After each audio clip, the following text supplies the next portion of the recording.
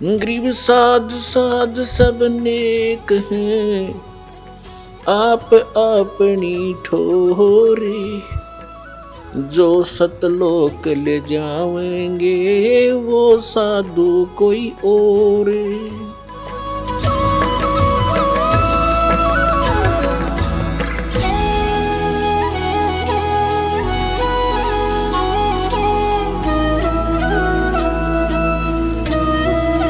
सतगुरुदेव की जय। बंदी छोड़ कबीर परमेश्वर जी की जय। बंदी छोड़ गरीबदास जी महाराज जी की जय हो। स्वामी रामदेवानंद जी गुरु महाराज जी की जय हो।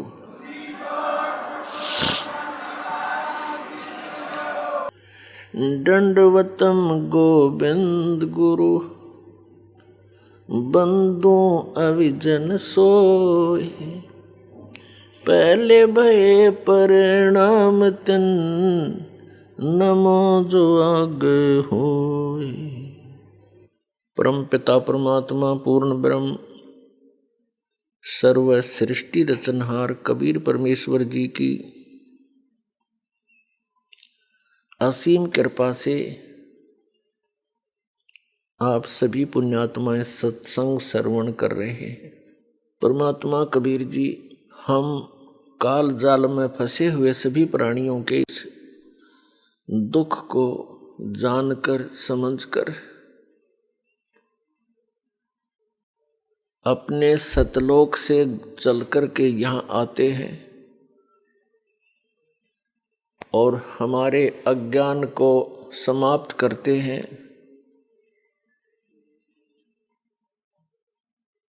हमें ये बताने की चेष्टा करते हैं कि तुम सभी प्राणी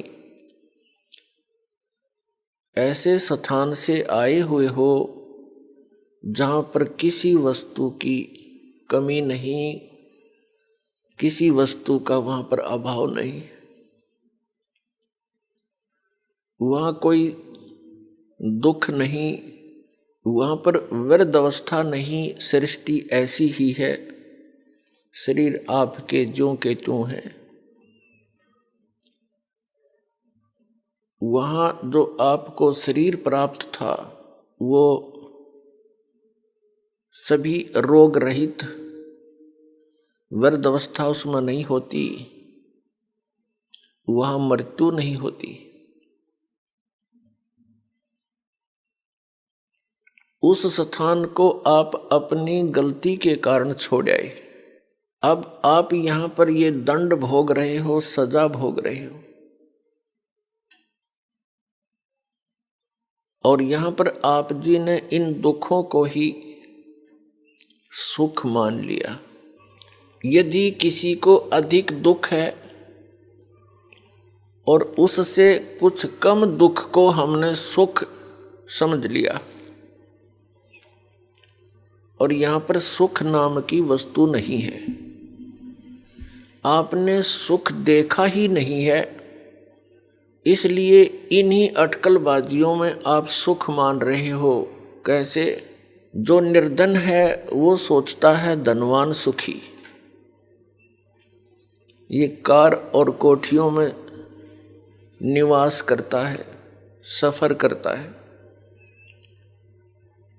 अब धनवान को स्वप्न में भी सुख नहीं होता।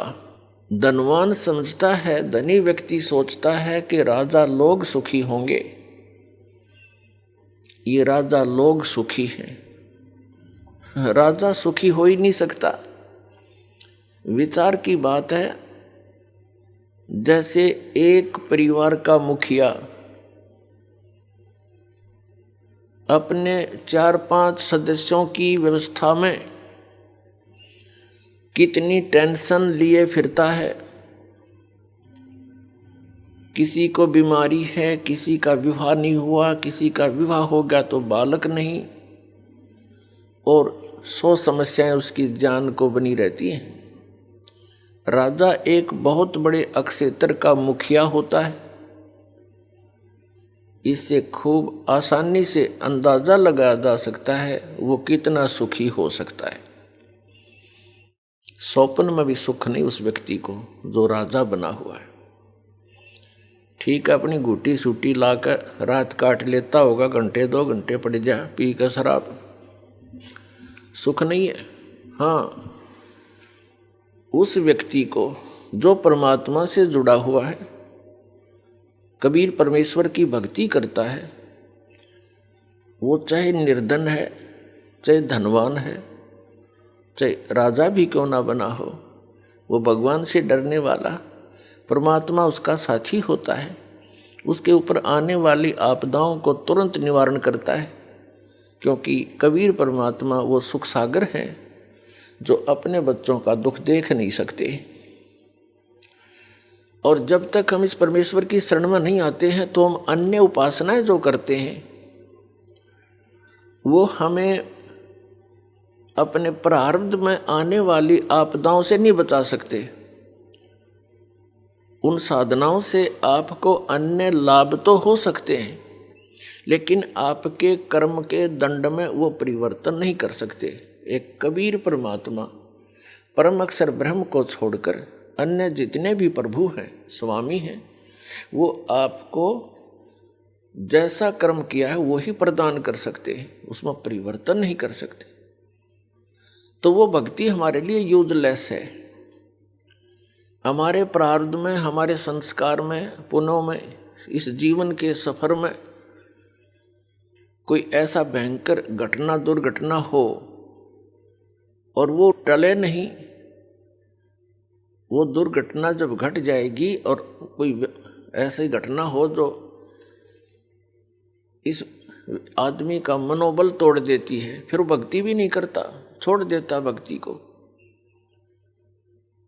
और परमात्मा कबीर जी आप पर आने वाले आपके प्रारब्ध के संस्कारों को बदल देता है। जब हमारे ऊपर कोई आपदा आ जाती है और हमें पता है कि इसका कोई निवारण इस पृथ्वी पर नहीं है, और फिर वो ठीक हो जाता है, उसका समाधान हो जाता है इस भक्ति से, तो हमारी आस्था भगवान में दृढ़ होती है और तभी हम भक्ति कर सकते हैं। पुण्यात्मा, हम ऐसे लोक से आए हैं जहाँ कोई कष्ट नहीं था, कोई दुख नहीं था, मृत्यु नहीं थी और वृद्ध अवस्था नहीं थी। कोई भी वृद्ध अवस्था पसंद नहीं करता। 60-70 वर्ष के हो जाते हैं राजनेता, अभिनेता, और अपनी सकीन को भी टाइट करवाते हैं देश विदेश में जाके। 1-2 साल के बाद फिर सिकुड़ेगी बात है, कितना करवाओगे इसने सेटिंग, और फिर मृत्यु डेफिनेट। आप सारा जीवन लगाते हो अपने मकान के बनाने में और परिवार के पोषण में। संतान होती है, संतान के फिर संतान होती है, हम बड़े खुश होकर रहते हैं, उनके साथ सीने से लगाते हैं, प्यार करते हैं, अच्छी बात है। और 1 मिनट में ना जाने उन प्यारे बच्चों की मृत्यु हो जाए या स्वयं की हो जाती है, तो खाक है ये जीवन। किस चीज पर आप आस लगाए बैठे हो? यदि हमारी मृत्यु ना हो तो हम इतने ढीठ हो चुके हैं, इन दुखों को हम कोई परवाह नहीं करते, वैसे का हीरो आपदा है हमारे ऊपर। लेकिन मृत्यु भी डेफिनेट, तो इसकी तरफ थोड़ा सा ध्यान देना पड़ेगा आप जीने पे। असंख्य जन्म हो गए आपने यही परिवार पोषण करते और यही बंगले और कोठी और फैक्ट्री लाते और बनाते, आप ही चले जाते हो, ये यहीं रह जाती है। और फिर आप बने हो कहीं गधे और कोठी खड़ी है कहीं दूर। आपको क्या मिला उस कोठी में जो सारा जीवन खो दिया? ये किस कारण से करते हैं हम? क्योंकि हमने इतनी ही पढ़ाई पढ़ रखी है, विवाह हो जा, संतान हो जा, रोजगार मिल जा, इनका पालन पोषण कर दें, इनका विवाह कर दें, फिर मर जावा, बेशक काम पूरा हुआ। नहीं, मनुष्य जीवन का कार्य तो आपने स्टार्ट भी नहीं किया। मनुष्य जीवन का जो काम था वो तो आपने प्रारंभ भी नहीं किया। वो कौन सा कार्य है? परमात्मा की भक्ति, परम अक्षर ब्रह्म की भक्ति। मोक्ष प्राप्ति, जन्म मृत्यु के रोग से छुटकारा, जरा और मरण से छुटकारा। और ऐसा ना होने से तो आपका जीवन व्यर्थ है। ये क्रियाएं जिस पर हम आप आ सकते हैं, ये तो पशु पक्षी भी करते, फिर मनुष्य जीवन की क्या आवश्यकता थी। इसमें कितनी सद्बुद्धि दी है, कैसे हाथ पैर दिए हैं, बुद्धि दी भगवान ने कि यहाँ पर आपदाएं तो आएंगी ही आएंगी। जैसे वर्षा घनी होगी, सर्दी गर्मी भी आती है, तूफान भी आते हैं। इनसे बचने के लिए अपनी कोई झोंपड़ी कुटिया अवश्य बनानी चाहिए। गर्मी सर्दी से बचने के लिए वस्त्रों की, लज्जा शर्म भी बनाए रखने के लिए वस्त्रों की आवश्यकता है, वो भी आपको सद्बुद्धि दे दी। तो पुण्यात्माओं, जो मानव शरीर आपको प्राप्त है, ये केवल ही पशु जैसे पक्षियों जैसे कर्म के लिए ही नहीं मिला था। इसके साथ साथ इसका एक वेरी इंपॉर्टेंट और कार्य है, वो जन्म मृत्यु के रोग से छुटकारा पाना। अब जन्म मृत्यु के रोग से छूटने का जो साधना थी, उपाय था, वो अभी तक हमें प्राप्त नहीं हुआ, जिस कारण से हमने इस जन्म और मरण के विधान को फाइनल मान लिया। ज्यादा से ज्यादा कोई साधना साधक करता है, वो स्वर्ग तक अपनी बुद्धि सेट करे बैठा था, चाहे वो किसी धर्म मजहब का क्यों ना हो। और स्वर्ग क्या है? स्वर्ग में गया हुआ प्राणी अपने पुण्यों को समाप्त करके पुनः फिर पृथ्वी पर आ जाता है अपने संस्कार भोगने के लिए। चाहे मनुष्य जीवन भी प्राप्त हो सकता है और अन्य प्राणियों के शरीरों में भी कष्ट आप जी को उठाना पड़ता है। स्वर्ग क्या है? स्वर्ग एक रेस्टोरेंट है, होटल है।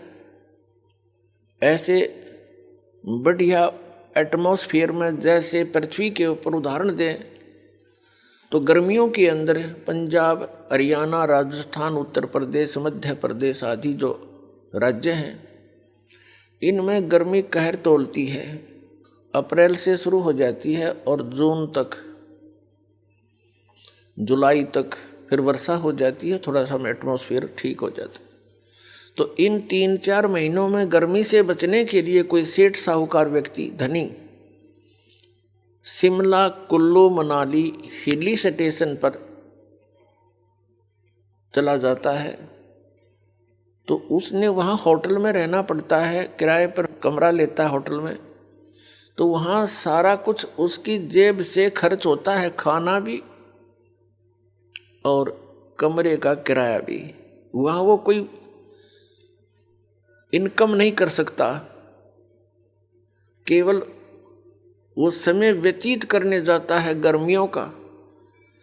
और 20, 30, 50 हजार, 1 लाख रुपया आजकल 3-4 महीनों में करके खराब, और फिर वापस उसी कर्म क्षेत्र में आना पड़ता है। आगे हो सकता दाव लगे ना लगे, लाख रुपये बच्चे ना बच्चे उसको एक्स्ट्रा, तो फिर वहीं रहना पड़ेगा उसी दुख में। ठीक इसी प्रकार जो साधनाएं पुण्य प्राणी करते हैं, परमेश्वर कबीर जी की सत साधना के अतिरिक्त वो केवल स्वर्ग तक ही पहुंचते हैं और उस स्वर्ग रूपी होटल में अपनी पुण्यों की पूंजी का नाश करके वह पुनः फिर पृथ्वी पर आ जाते हैं। और ये प्रोसीजर, ये प्रोसेस असंख्य जन्मों से आप प्राप्त कर रहे हो, इसी के अंदर आप लिप्त हैं। पहले तो इस मार्ग को बताने वाला हमें मिला नहीं कि इस स्वर्ग से भी आगे कोई ऐसा स्थान है जिसकी प्राप्ति होने के उपरांत प्राणी पुनः पृथ्वी पर नहीं आता, उसका जन्म मृत्यु कभी नहीं होता और वो सदा के लिए सुखी हो जाता है। वहाँ एक और स्थान है अभी तक, जैसे उस स्थान को सतलोक कहते हैं, अमरलोक भी कहते हैं हमारी संत भाषा में। उस परमेश्वर ने जो वहाँ का मालिक है, हम सबका कंट्रोलर है, सबका जनक है, सबका परमात्मा है कबीर जी, उसने स्वयं आकर के उस स्थान की जानकारी हमें दी है कि तुम यहाँ के रहने वाले नहीं हो और आप यहाँ केवल अपनी यातनाएं भोग रहे हो इस पृथ्वी पर। आप सतलोक के वासी हो, वहाँ रहा करते थे, आपके सारे मकान जो के तो वहाँ पर विद्यमान है, बहुत सुंदर मकान है वहाँ पर, सारी व्यवस्था वहाँ पर आपकी बनी हुई है, बड़े सुंदर पार्क हैं, फलदार वृक्ष आपके महलों में लगे हुए हैं, आसपास आपके आंगन में बहुत बढ़िया सुंदर आपके वहाँ मकान है। उस व्यवस्था से हम पहले परिचित थे, वो आज भी आत्मा में घर किए हुए, उसी की नकल हम यहाँ इस डुप्लीकेट लोक में कर रहे हैं। बड़ी कोठी हो, आगे आंगन हो, बड़ा पार्क हो, झूल लली हो, फूलदार वाटिका बनी हो, टहल करें। तो पुण्यात्माओं यह कोशिश भी करते हैं, बगीची हो, आंगन हो, बड़े सेठ लोग, बड़े अफसर यही चाहते हैं। चाहते तो सभी हैं, लेकिन उनका दाव लग जाता है या नकली अरेंजमेंट करने की। लेकिन यहाँ सुख नाम की वस्तु नहीं, टहल रहा वाटिका में और टेंशन है उसके दिमाग में, पता नहीं कहाँ घूम रहा, वाटिका के भ्रमण का आनंद भी नहीं ले पाती यहाँ पर। तो परमात्मा ने बताया कि वहाँ एक और स्थान है, उसने उस परमेश्वर ने स्वयं आकर बताया आपको, और वो चारों युगों में हमारे पीछे पड़े हुए हैं कि तुम गलत साधना कर रहे हो, तुम गलत लोक में रह रहे हो, जिनको तुम परमात्मा मानकर पूज रहे हो ये परमात्मा नहीं है,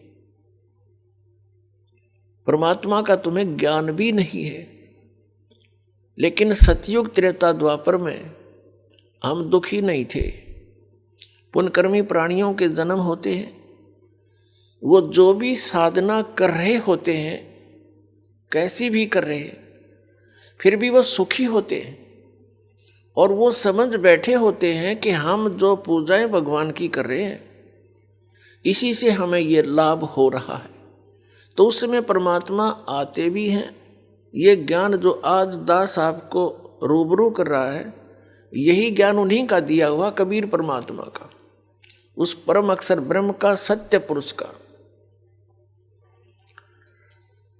तो उस समय हम नहीं सुनते उनकी इस बात को, क्योंकि हम सभी पुण्यकर्मी प्राणी सतयुग त्रेता द्वापर तक जन्म लेते रहते हैं और हमारे पूर्व संस्कार से हम स्वस्थ भी होते हैं, सब सुविधाएं भी उपलब्ध होती हैं, बच्चे भी स्वस्थ होते हैं, दीर्घायु होती है। तो हम ये भूल कर बैठते हैं कि जो साधना हम कर रहे हैं इनसे हमें सब सुख उपलब्ध है। अध्यात्म ज्ञान के अभाव से, तत्व ज्ञान की कमी से हम इतना सोच लेते हैं।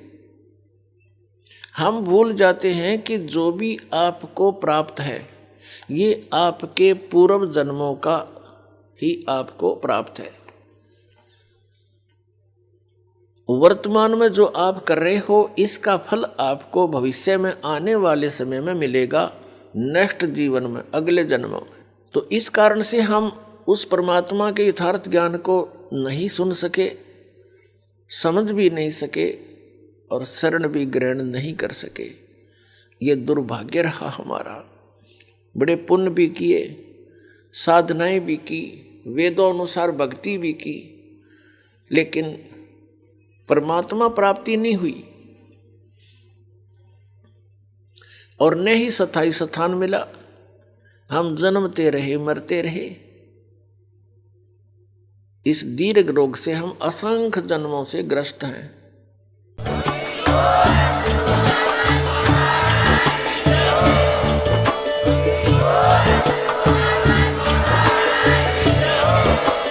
आप सुन रहे थे जगत गुरु तत्वदर्शी संत रामपाल जी महाराज जी के मंगल प्रवचन। अधिक जानकारी के लिए विजिट कीजिए हमारी वेबसाइट www.jagatgururampalji.org। संत रामपाल जी महाराज जी के शुभ आशीर्वाद से पूरे विश्व भर में 500 से भी ज्यादा नाम दीक्षा केंद्र हैं, जिन पर संत रामपाल जी महाराज जी द्वारा ऑनलाइन निशुल्क नाम दीक्षा दी जा रही है। अपने नजदीकी नाम दीक्षा केंद्र का पता करने के लिए संपर्क करें 222880541।